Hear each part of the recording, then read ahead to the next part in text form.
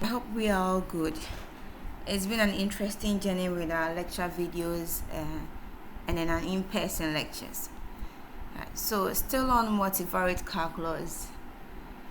Let's see what we have for today. I have a motivation here for us to have some inspiration of what to expect in this lecture video. And so let's take a question here. Don't forget we are still on triple integrals under the multivariate calculus. So let me write that down.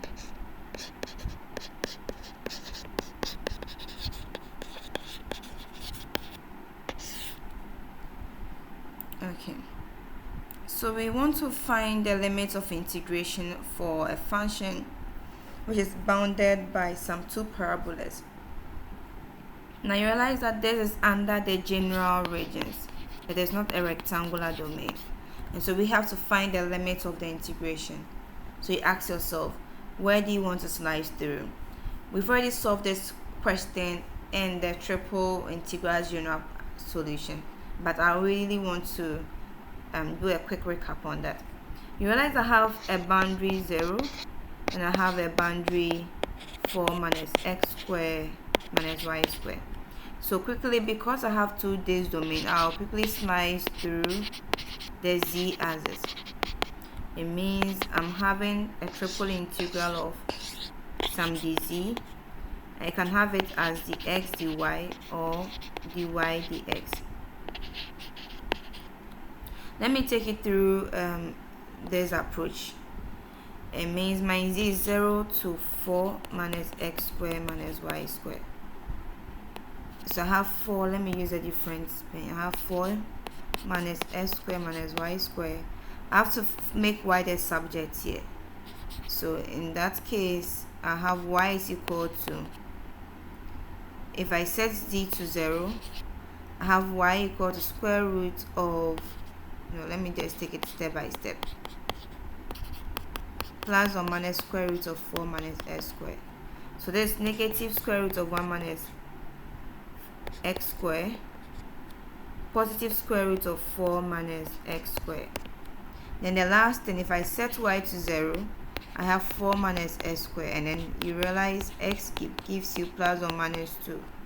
So negative 2, positive 2. This is our limit of integration. We are not given a specific function to solve it. But assuming you want to solve this, even if g of x is just x, assuming g of x, y, z is just x, this will be quite tedious to solve, given the limits of the integration.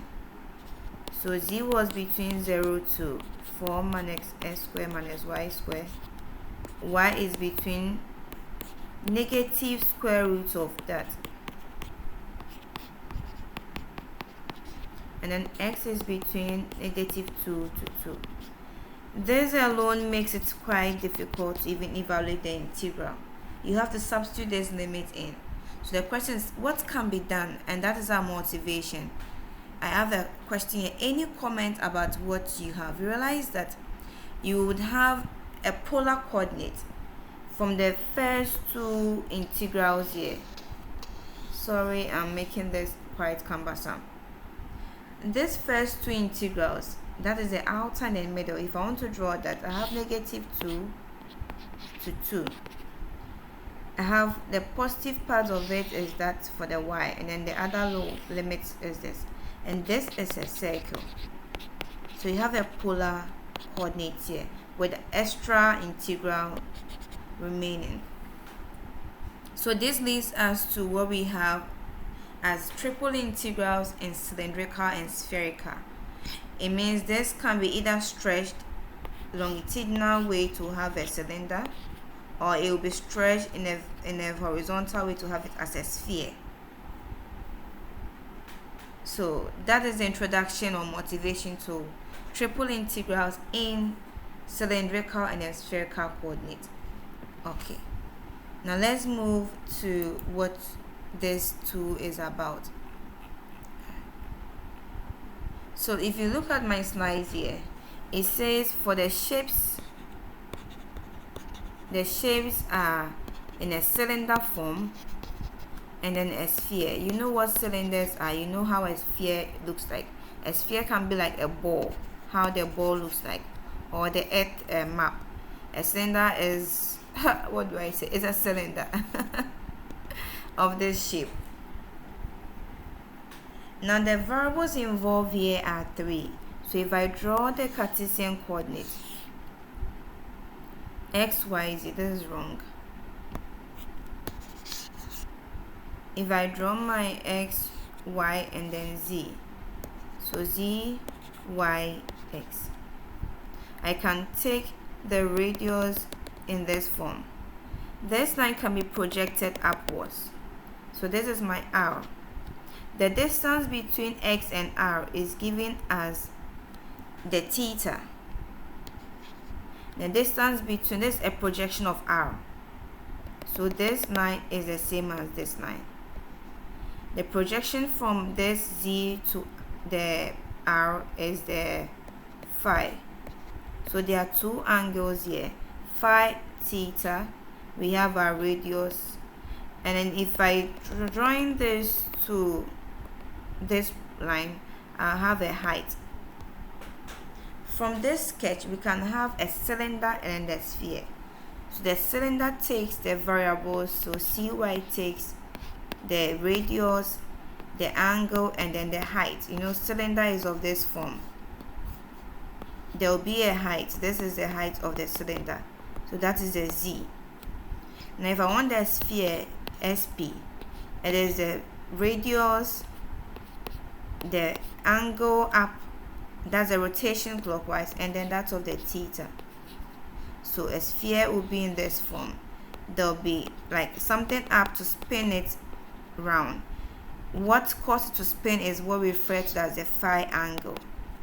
It shows the direction in which the sphere is moving, but the entire rotation of the sphere is the theta. How or where it swings to, whether it's clockwise or anti-clockwise, is given by the sphere. So that is the variables involved. Now let's take a quick differences between these two. So I'll quickly go through my table 1. Differences between a cylinder, cy, and then a sphere. So I've already established the first point that this involves the variables r, theta, and then z. If I explain this once, sphere involves the radius, the angle of rotation, and then that of theta, that is a full rotation. Now you want to know, so these are the variables. Now you want to know the ranges of the variables. Now r and the cylinder ranges from some 0 to a point A in this plane. The same thing is for spherical. If I take theta, it's a full rotation, so it can only go between 0 and 2 pi. It's the same for the sphere. If I take the height of the cylinder, it will move from one point to other point. But under sphere, we don't have a height, but we have the angle for rotation, and that is between 0 and then pi. It can only swing to one point, so either this way or that way. And so it is not a full rotation, it is just a swing, and that is 0 to 180. If I have it this way, if you swing from here to here, it is half of the circle. So 0 to 180, which is pi. Pi is the same as 180. If I move this other way, it is one swing, which is still pi. And so that is how our phi ranges. Now the second difference has to do with how to convert from one point to the other point. So I have a table here. This is table 1, which I'm done with. If I want to take table 2, still on the differences, so cy for cylinder, sp for sphere. In the Cartesian coordinates, the variables are x, y, z. Cylinder, r theta z, sphere r theta phi. This x in cylindrical coordinate is given as r cos theta, as you can see in the slide. In the spherical coordinate, it is still r cos theta, but we have a different term added, that is sine phi. So we've introduced another component called sine phi to cater for this angle. So realize that if I have here as y to be r sine theta, I also have r sine theta, but I introduce this one, that is sine phi. So that is what I'm introducing to as like addition to the cylindrical coordinate. For the height is still the z. In spherical is going to be r cos phi. That is the difference here. So the difference has to do with the sine phi cos phi. Now over here we've moved from x, y, z to r theta z and then phi. Now what if you want to move from this r theta z's phi to your x, y, z? So like a back substitution. As you can see from the table, under cylindrical, let me go back to my blue pen. Under cylindrical, my r is just the square root of these two values. It's an extension of the polar coordinate, or let me say a generalization of the polar coordinate. But in spherical, it becomes all three components squared, including the height. The theta is the same throughout. Tan inverse of y on x, tan inverse of y on x. But if I want the phi, because there's no phi component under cylinder, there's nothing there. But under spherical, I can have the phi as cos inverse of z on r. And so this is the things you must note under cylindrical and then spherical. I hope this information is not so much to assimilate.